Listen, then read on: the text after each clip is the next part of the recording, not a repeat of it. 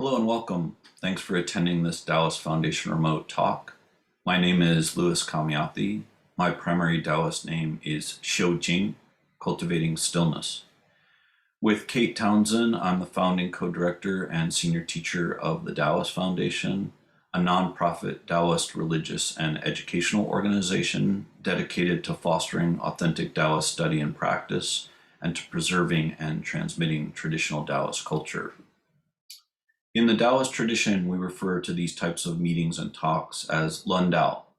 Lundao literally means discussing the Tao, with the Tao being the sacred and ultimate concern of Daoists. It is a Daoist conversation about the Tao, Daoist practice realization, and or the Daoist tradition. It may be a formal discourse, something akin to a Zen Buddhist Dharma talk, or a communal discussion. It may be an abbot's lecture, formal spiritual direction, and even drinking tea together. This is because any meeting between Daoists always involves the Tao in some respect, remembering the sacred, maintaining sacred orientation. In our approach, Lundao usually includes both a formal talk and more open discussion. For these meetings, I want to talk about some foundational topics that may be of more general interest. So I'm going to share my screen with you.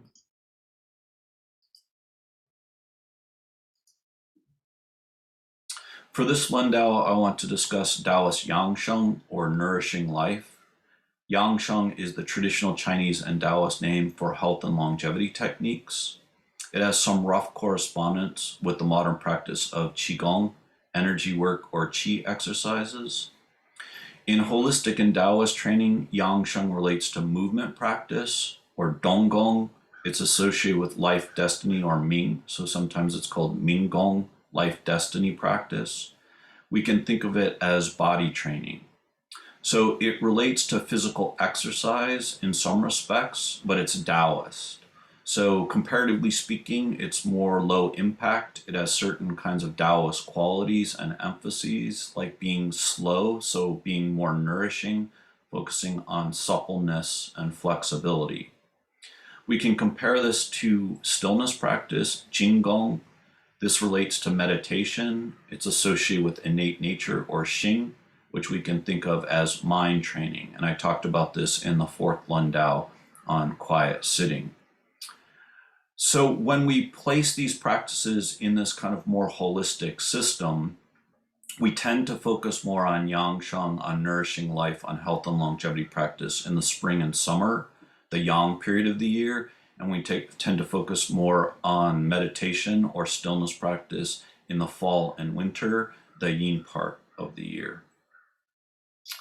So thinking about Yangsheng, or nourishing life, the top character is Yang, nourish, and the bottom part is Sheng, life, or to be alive, or to birth. So etymologically speaking, Yang consists of the top part, Yang, which is sheep, and the bottom part, Shi, which is to eat or feed. So it has this idea of feeding animals, so an animal husbandry analogy.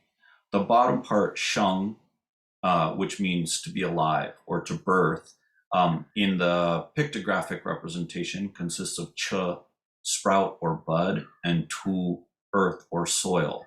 So it has this agricultural connection. We might also think of this in terms of forestry. So Yangsheng relates to caring for or tending to life. It relates to thinking about our practice in terms of seeds and sprouts and saplings that might become an old growth forest. So what are we nourishing? What are we tending to? Yangsheng is especially associated with spring, and I'll talk about some of the other associations in a moment. But we can think of this in terms of this lush greenness that we encounter in spring. This year, spring begins, so the first spring node was February 4th. So this is different from a conventional Western perspective. It's actually talking about the kind of solar influence and the subtle shifts that are happening in terms of the seasonal transitions. We just passed slight fullness, which was May 21st. That was the second summer node. So we're already in the major Yang part of the year, moving towards summer solstice, the apex of Yang. In terms of the wood phase, we're thinking about the 5 phases or the 5 elements. So wood is associated with spring, east, green, liver, the sinews, constraint as a negative quality or condition, and openness as a positive quality or condition. So here, just to kind of briefly mention this, if you're not familiar with the 5 phases or the 5 elements, this is connected to what's called correlative cosmology and the system of correspondences. It's part of a traditional Chinese worldview and traditional Chinese cosmology. It's not Taoist per se, but it's part of the Taoist view, which I talked about in the second Lundao. So when we look at this, there's this connection to spring, specifically green as the color, and this lush greenness, this kind of color of aliveness. The liver is the yin organ. So the liver is especially associated with the smooth flow of qi in the body. So Yangshan helps to open that up, to relieve constraint, to kind of allow the sinews to be flexible but strong, and so on. So we might just pause for a moment and think about our experience of spring, And one thing that we notice, especially in early spring, moving into the middle part of spring, is this kind of buds busting forth. So there's this outward energy. It's also kind of connected to enthusiasm in practice, or maybe even moving into inspiration. So we have this kind of energy stored up. Ideally, if we've done our practice well, and if we're kind of well, we're ready for spring. So spring is this opening, this budding, this kind of movement into the world in an outward way. This is connected to Qing. So Qing is usually translated as green, sometimes translated as azure. So it is the color of spring. It's the color of the wood phase. It relates to youthfulness. So etymologically speaking, the upper part of the character is sheng that we just saw, birth, life, growth, vitality, and the lower part is dan, literally cinnabar or elixir, but also with the sense of pill. So it connects to seed. So seeds bursting forth into life, giving growth to the world. It also then can be connected to this other key Taoist technical term, Jing, vital essence, so our foundational vitality, including our physicality. And so thinking about this in terms of our energetic aliveness. Although I mentioned that Yangsheng has some rough correlation to modern Qigong, it's more complicated because it's not just health and longevity techniques. It's a fuller sense of what we do to nourish life, to tend to our foundational vitality and our core aliveness. So these 10 elements of Yangsheng come from a text called the Yangxing Yanming Lu, the record of nourishing innate nature and extending life destiny. It's most often attributed to the Taoist Taohong Jing. He lived from 456 to 536. He was a renowned Taoist alchemist and herbalist, and the 9th patriarch of Shangqing highest clarity Taoism. So this is basically the early medieval period, but it's starting to move into the late medieval period. So the kind of systematization of Daoist Yangsheng practice, and Taoists increasingly focusing on Yangsheng practice, but from a Taoist perspective, specifically in this holistic and integrated way. So the 10 elements of Yangsheng, of nourishing life: strengthening spirit, cherishing qi, nourishing the body, guided stretching or Dao Yin, proper speech, eating and drinking, bedchamber arts or sexual practices, feng shui, rejecting the mundane, herbal medicine, taboos, and prohibitions. So most of these are pretty straightforward, but this might be a little surprising that number 5 and number 10 really are focusing on ethical cultivation, on conduct, on virtue, and the connection of virtue to vitality. So I talked about virtue in the 3rd Lundao on the 9 practices. But here, from a Taoist perspective, there's this sense of this being interconnected in terms of our own aliveness and vitality. I also should mention number 7, the bedchamber arts. So this is talking about kind of appropriate sexual conduct, about the way in which sexual relationality either supports our kind of aliveness or dissipates us. And that's more of a contemplative inquiry. But this is especially important to point out here because in the modern world, there's a lot of misconceptions about Taoism, and there's a lot of teaching of so-called sexual practices that have no connection to Taoism. Most of them come from an imperial court context. Oftentimes they're exploitative, right? They involve some kind of almost like vampire relationship to other people, and that's not Taoist. So this is really thinking about mutuality, reciprocity, a kind of deepening relationality.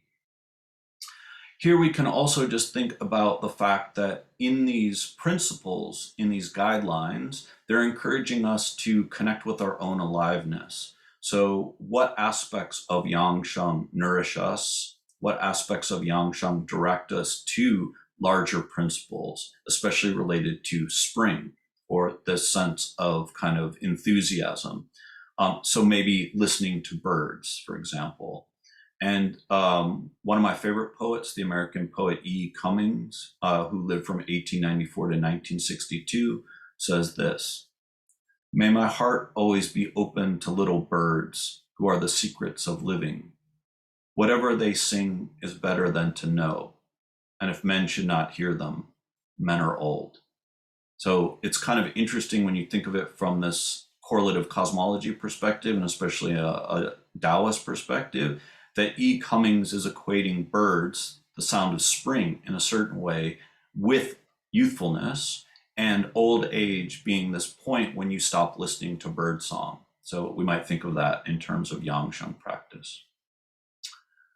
The Huangdi Neijing Su Wan, the Yellow Thearch's interclassic basic question. So we tend to abbreviate this and speak of this as the Su Wan, the basic questions. This is a line from chapter 2 of that text. I've translated chapter 1 and chapter 2 in handbook number 3 of the handbooks for Taoist practice. And it tells us, nourish yang in spring and summer, nourish yin in the autumn and winter. So again, if we're thinking about that holistic and integrated Taoist training with a connection to cosmological and seasonal attunement, we're thinking more about movement practice and being active in the spring and summer, and then a kind of stillness and storing practice in the autumn and the winter. So attuning ourselves with the seasons. This obviously also relates to age or life stage and one's overall kind of state of wellness, but these are general principles that we follow in Yangsheng practice. This relates to the 4 seasons and what are called the 24 nodes. So just let's pause for a moment and think about your own observations of spring, summer, autumn, and winter. So these are the 6 divisions of each of the 4 seasons. There are 8 primary nodes, so the beginning of each season, and then the equinoxes and the solstices. So kind of thinking about the equinoxes as equal yin and yang, and the solstice and the summer solstice and the winter solstice as being the apex of yang and the nadir of yin, respectively. So kind of following these solar patterns, these seasonal patterns. As I mentioned, we're now into slight fullness, so it depends on when you're listening to this, but when it's being recorded, we're around May 21st, the second summer node, so we're in the major yang part of the year, moving towards summer solstice, which this year is June 21st. And one of the issues here is, first of all, that obviously it's related to the sun. So when does this moment in the solar cycle actually occur? So the date can move a little bit. But also this is important to think about because the traditional Chinese calendar is lunar. So it's not actually correlated to a solar calendar. So we have to kind of, in that calendar, locate the solar nodes, the solar terms, the 24 nodes inside of a kind of larger lunar cycle. So these are approximations, obviously, based on the Western, the Gregorian calendar. One thing to point out here is it's bringing our attention to subtle shifts, right, in the seasons, in this cosmological cycle. So as we look at this, we have to avoid obsessive compulsive behavior. So for instance, sometimes the calendars are off. So if there's an example of people following a calendar that includes a lot of cautions or prescriptions, and then the calendar's off, and so then all of the days are off, and so then they end up in this kind of misalignment, actually. So the way I prefer to think of this is it's an opportunity to focus on cosmological awareness and seasonal attunement. It's based on our own observation and experiential understanding. So it provides a map that we can explore, and the map is to explore the landscape of the seasons and the solar cycles. In a more detailed way, then, we can look at this. So sunrise each day, solar noon, sunset each day, and the hours of daylight per day. So this is obviously a chart that I've created, and this is for this year. So this is in 2022, thinking about spring begins. So there's 10 hours and 16 minutes of daylight. The solar noon is at 12:48 and so on. And then you can kind of see that the daylight is increasing until we get to the summer solstice, which is 15 hours of daylight, give or take. And then the daylight starts to decrease. And then eventually we move into the winter solstice, and that's 9 hours and 21 minutes of daylight. So when we think about this, it's basically bringing our attention to how much activity and how much rest is there in each day, if we're thinking of it in terms of yin and yang. So the daylight is the yang aspect, the primary influence of the sun. So following the sun, but then also, as I mentioned before, from a traditional Daoist perspective, following the moon. So especially the new and the full moon, okay? And then, of course, this is based on Chicago. So you have to think about where you're located and what's happening in terms of the sun. And these are just approximations. So you can find online solar calculators where you can put in your location and the date, and it will give you this information. Some key Daoist Yangsheng principles are connect with the sun, moon, and stars, be kind and supportive, cultivate positive and nourishing relationships, don't worry, drink pure water, eat fresh, local, seasonal, and organic food, eat a nourishing meal at the time of the stomach, so 7 to 9 a.m., find your joy and calling, follow the seasons, get good sleep, modify dissipation patterns, walk at least 100 steps after eating, and walk in nature. So again, we can think about these as general principles and guidelines for nourishing life, but we can also explore this in our own lives and find other principles. But as I mentioned, it's connected especially with the wood phase, so the idea of new life, bringing this energy into our lives and into the lives of others. There are also other ones. So for example, one of our teachers would oftentimes not eat eggs. So assuming you eat eggs, he would not eat eggs in the spring, and moving into the early part of the spring to the middle part of the spring, because that was seen to be kind of detracting from new life. So it would be going against the actual birthing process and the growth process of the season. A key Daoist Yangsheng principle, and also kind of used more generally outside of Daoism, is Tu Gu Na Xin, so expelling the old and ingesting the new. In this case, the characters, the phrases laid out from right to left. So this is more of the traditional way of writing it. So Tu Gu Na Xin, expelling the old and ingesting the new. Interestingly, this phrase appears in chapter 15 of the Zhuangzi, but it's part of a larger classical Taoist critique of Yangsheng, Nourishing Life, and specifically Dao Yin, or guided stretching, that I'll talk about in a minute. So from that perspective, from a classical Taoist perspective and a foundational Taoist perspective, the most important practice is apophatic and quietistic, or stillness and emptiness-based meditation practice. And there's this kind of sense of you can get lost in Yangsheng practice. Why? Because you focus too much on your own life, on your own vitality, and then you neglect this kind of fundamental sacred connection with the Tao. But nonetheless, Yangsheng practice does become central in the later Taoist tradition. So the history of this is somewhat complicated, but we can think probably at least beginning in the later Han Dynasty, moving into the period of disunion. And this becomes one of the key Yangsheng mottos or principles. So expelling the old and ingesting the new. That literally means bringing in fresh energy into the body into the kind of energy system of the self, but it also means, and expelling obviously the old and the stagnant, but it also is a general principle, right? So don't getting stuck in certain kinds of stagnation patterns or allowing obstruction to occur, but being more in this kind of open, connected state of circulation. So we can think of this as a general life practice, having a daily application, moving from states of habituation or extreme conditioning into states of realization. And then from a Taoist perspective, that would connect to our original infusion with the Tao. We can also think about Yangchang more broadly as the four postures. So the four postures are also used in meditation, but here we're thinking about them in terms of Yangchang practice or movement practice in particular. So again, if we look at this, walking, standing, sitting, and sleeping, we can pause and go through a kind of contemplative exercise on our own.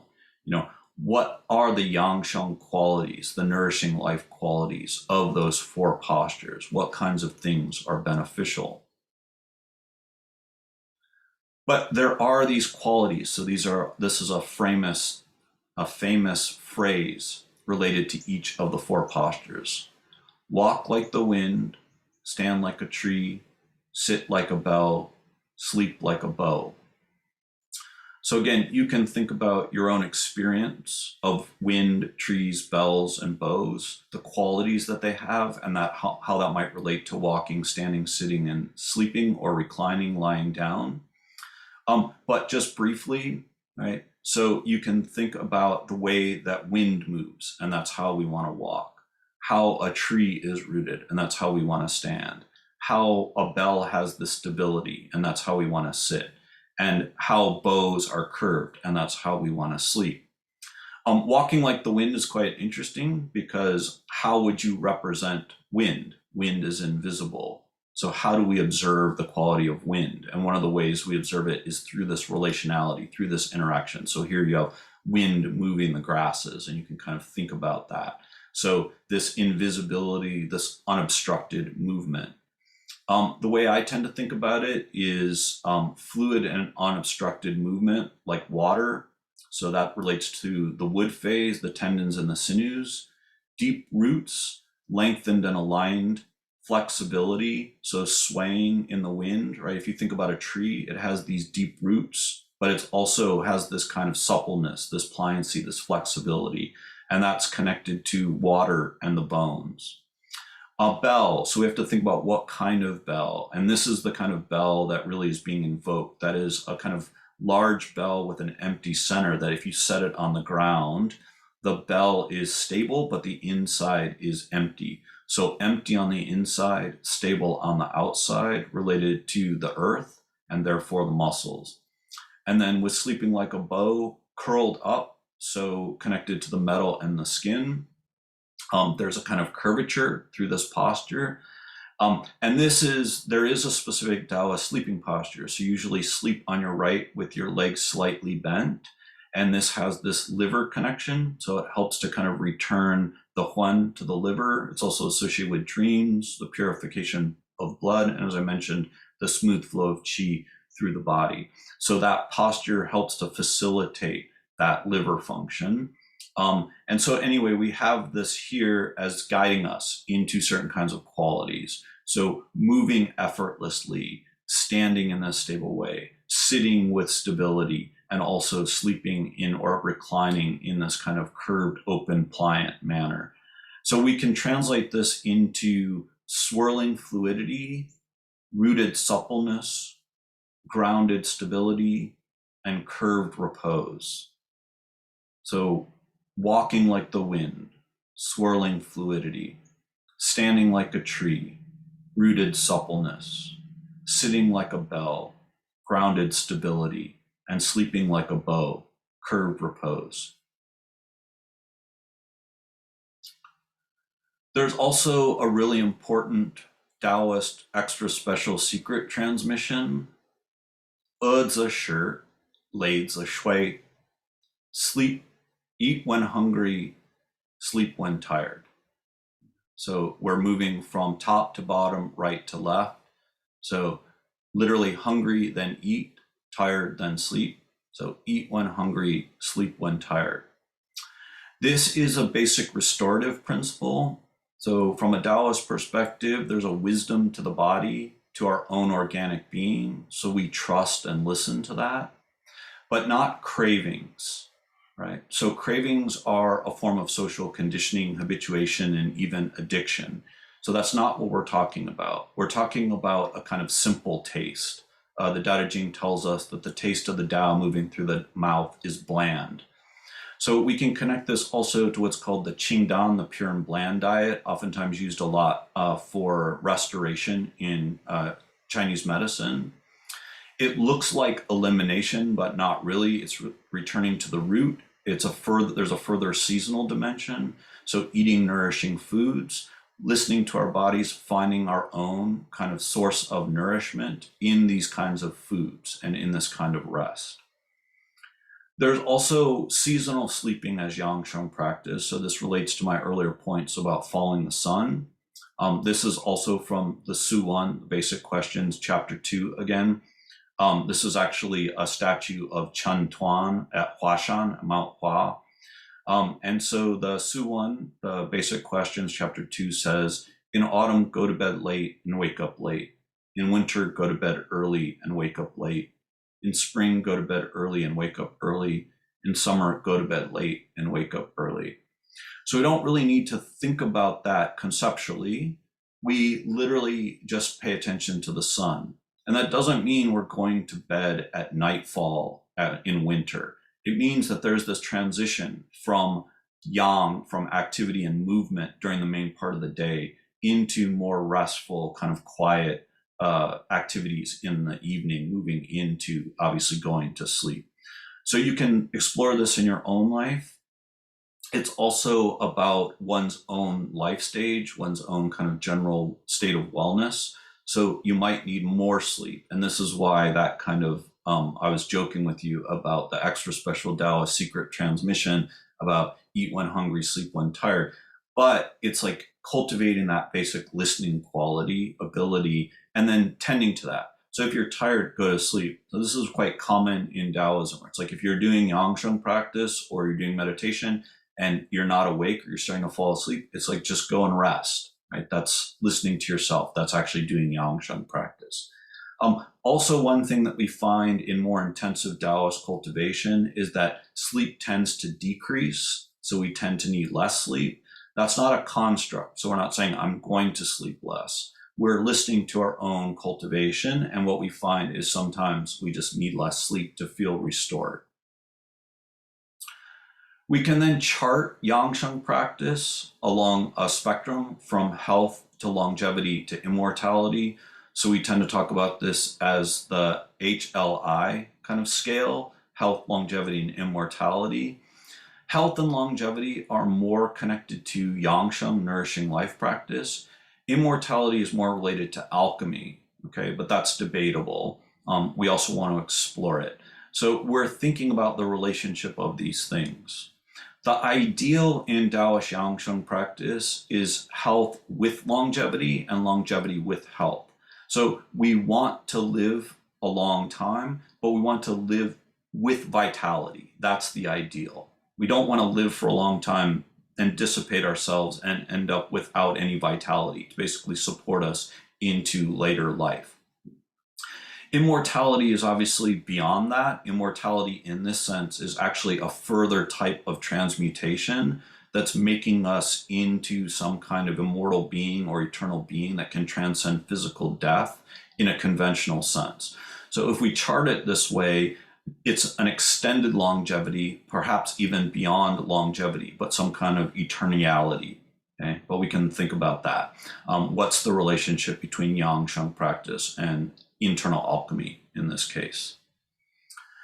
In our approach and system, there's a lot of dimensions of Yangsheng practice, some of which overlap with meditation. So tongue, teeth, saliva, and navel. This is just a shorthand to say, in general, the tip of the tongue is touching the upper palate. So there are a number of reasons for that, right? This is a basic kind of Yangsheng practice that we can use throughout our daily life. The tip of the tongue touching the upper palate is uniting the governing vessel or the governing channel and the conception vessel. That is the energy channel moving up the spine towards the crown of the head and down the front center line of the body towards the navel into a single circuit. So the tongue is uniting those. The tongue is also an external manifestation of the heart.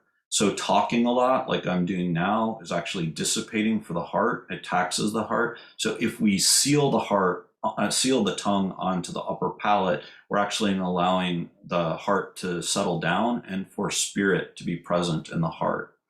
Teeth, one of the kind of key Yangsheng practices and Dao Yin practices connected also to self-massage, is tapping the teeth. So this is sometimes mistranslated as clacking or gnashing or grinding the teeth. And here it's just gently tapping the teeth. So loud enough that you can hear it, which strengthens the teeth, which is also connected to Jing, vital essence, and the kidneys. So we're kind of, again, stabilizing our foundational vitality. The saliva is specifically talking about the clear fluids that emerge through Taoist practice. So this is quite common, like if we're doing intensive Yangchang practice or Qigong practice or meditation practice, clear fluids will start to gather in the mouth. And one of the key Taoist practices is swallowing the saliva, so allowing these clear fluids to return down and move towards the navel. There are different ways of understanding this, but one is obviously conserving the fluids, again, connected to Jing, vital essence, so stabilizing foundational vitality, but sometimes also thinking that as a key ingredient of the elixir that's moving in and mixing with qi in the navel to basically create this more energetic presence. And then the navel, so focusing on the navel, qi hai, the ocean of qi, often also referred to as the lower elixir field, as the primary storehouse of qi in the body. So just as a kind of general Yangshang practice, if we do these things, if we keep the tongue touching the upper palate, keeping the teeth together, but also keeping the teeth strong, conserving saliva, conserving fluids, and also focusing on the navel, this will help build our foundational vitality and our sense of energetic aliveness. Also, empty standing and empty sitting. So these are technically meditation practices or contemplative practices that are more connected to Jingong, stillness practices. But what's interesting is by doing empty standing and empty sitting, we're harmonizing the energetic system. We're also connecting to the heavens and the earth. With empty standing, which we have online practice session about that, and also with empty sitting, you're connecting with the ground, you're connecting with the earth. And so by standing, you're activating the Yangchang points, the bubbling well or bubbling spring points, kidney 1, the center of the balls of the feet. We usually just talk about this as the soles of the feet. And so kind of strengthening again the kidneys. And then basic Yangsheng practice. So I'm going to go over this in a minute, but basic Yangsheng practice is our foundational Yangsheng or nourishing life practice, our health and longevity practice. We also practice these kinds of things. So there's 4 major sets of Qigong that we know. Chan Su Gong, the silk reeling exercises, Fang Song Gong, the loosening and relaxation exercises, sometimes just referred to as the relaxation exercises.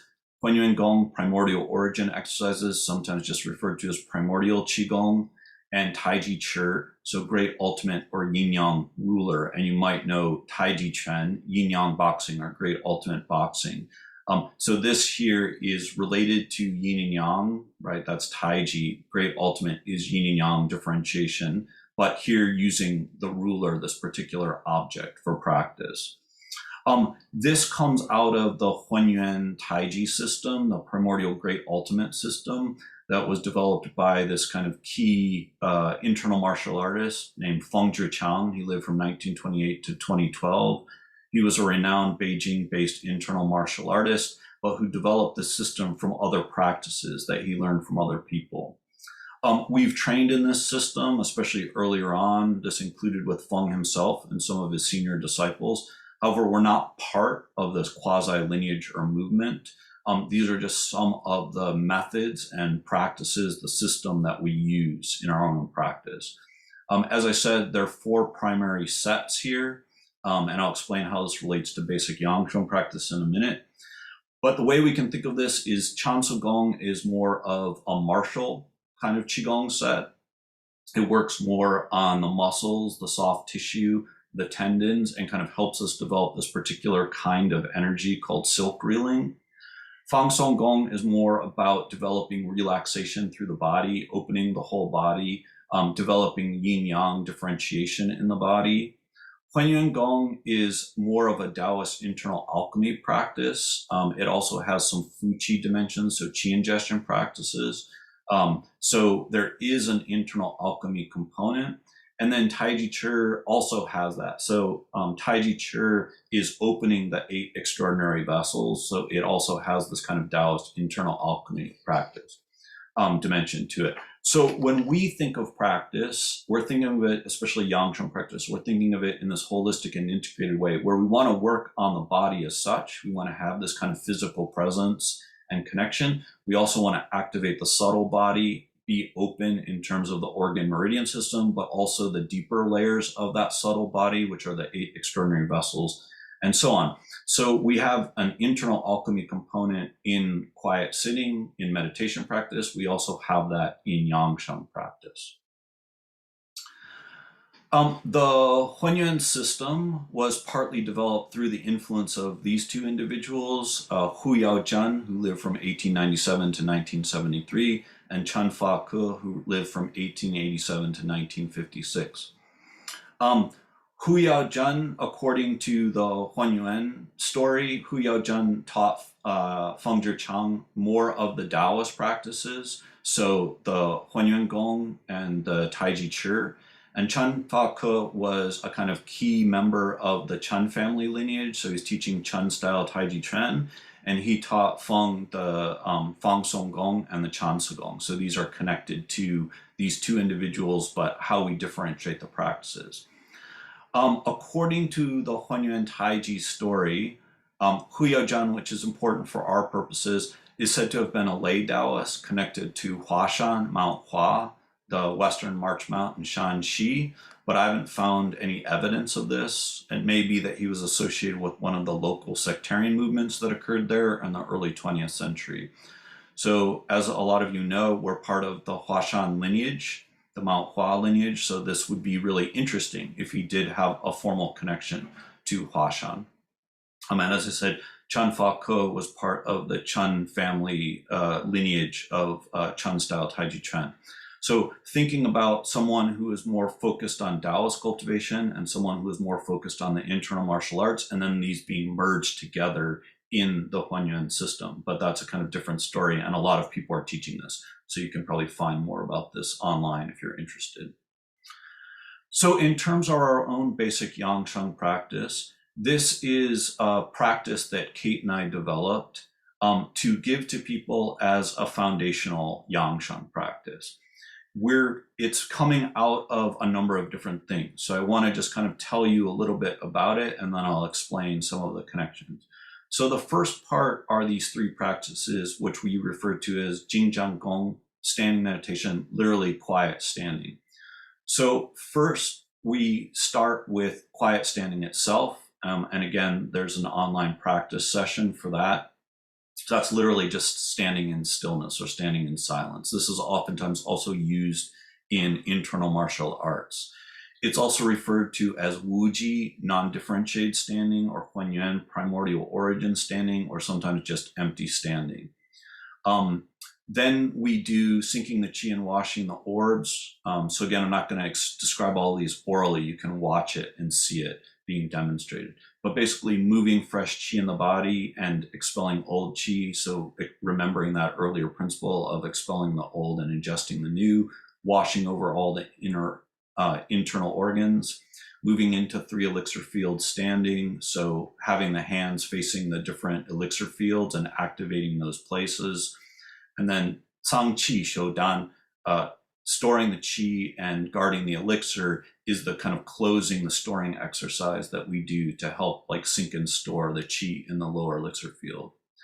The middle 3 practices come from Huanyuan Gong, so that primordial origin exercise. And we do harvesting qi to the 3 elixir fields, harvesting yin to tonify the yang, that is harvesting the terrestrial qi, and then harvesting yang to tonify the yin. So gathering in the celestial qi, the qi of the sky, the qi of the earth, and mixing these together in the body.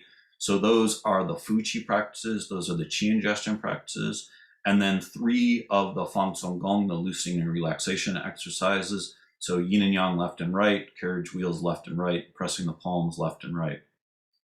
So you can, again, look at this online and see how we do it. And then if you're interested, you can also look at like the Huanyuan Gong, the full set. You can look at Fang Song Gong, the full set. As I said, a lot of people are teaching this. But there are a few things I want to mention. So one thing that this is doing is really activating the subtle body, right? So it's opening up the subtle body, it's activating these elixir fields, the corresponding like kind of subtle presences in the body. And we can think of this as having kind of general principles. So the first part of the practice, we're cultivating stillness, we're opening up the subtle body, we're moving into energetic connection, and especially connecting with the landscape, with place, with the heavens and the earth, and then doing movement and circulation practice. So Fang Song Gong we can think of as Xing Qi practice, circulating Qi practice.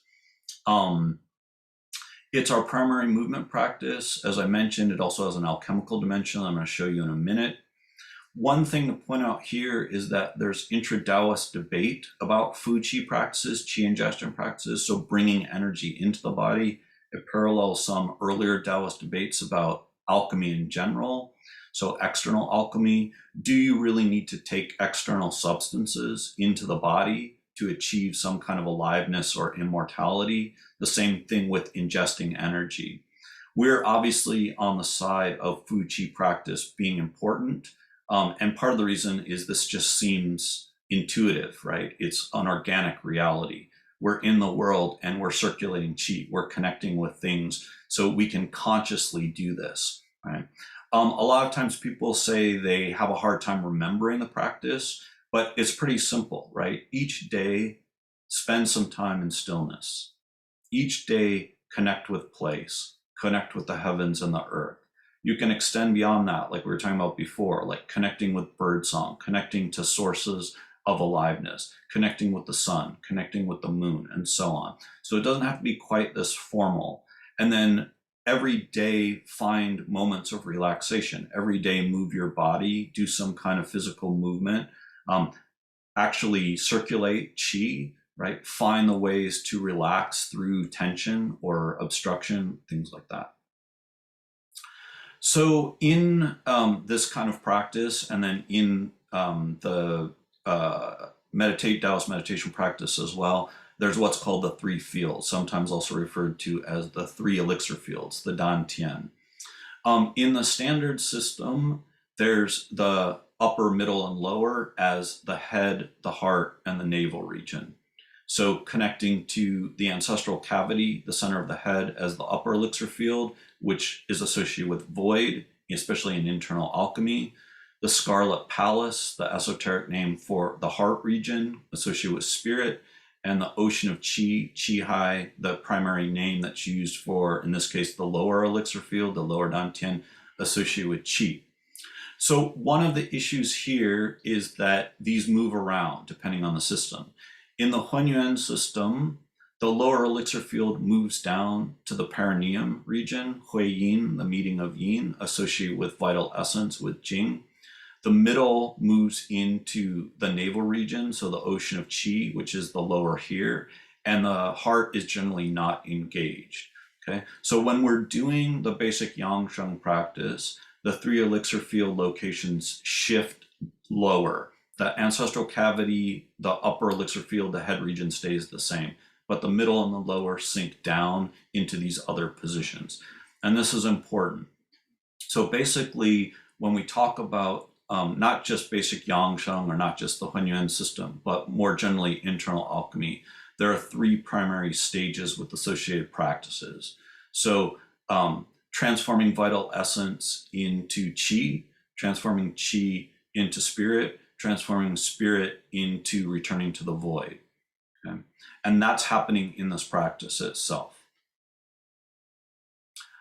There are 4 primary Daoist meridians, quote unquote, and Daoist should be in scare quotation marks because this is also used in Chinese medicine, but here we're talking about the 8 extraordinary vessels or the 8 extraordinary channels.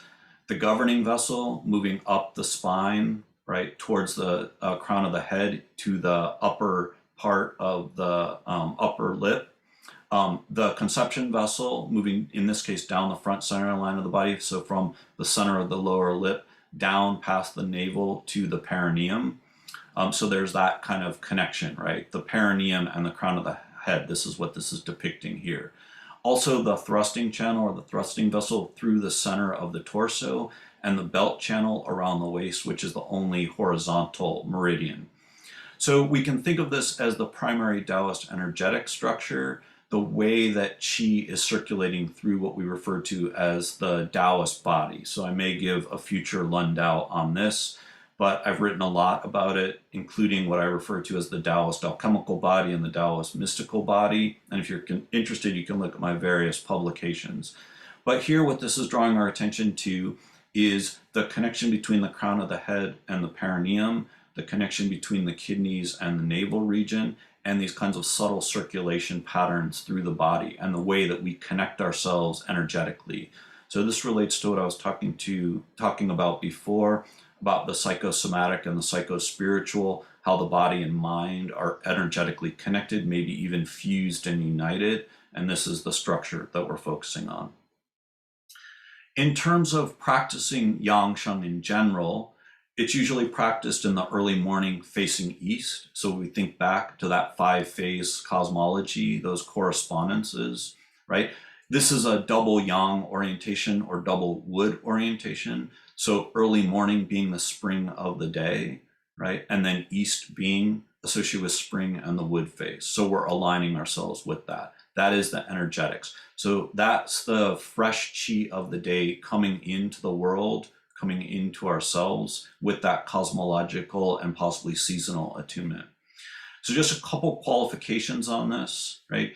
You want to be attentive to place. So you don't want to just face east because you have to. There might be other landforms that are obstructing that experience. So you might adjust your posture and your position to the specific location, and you can always connect with this in different ways.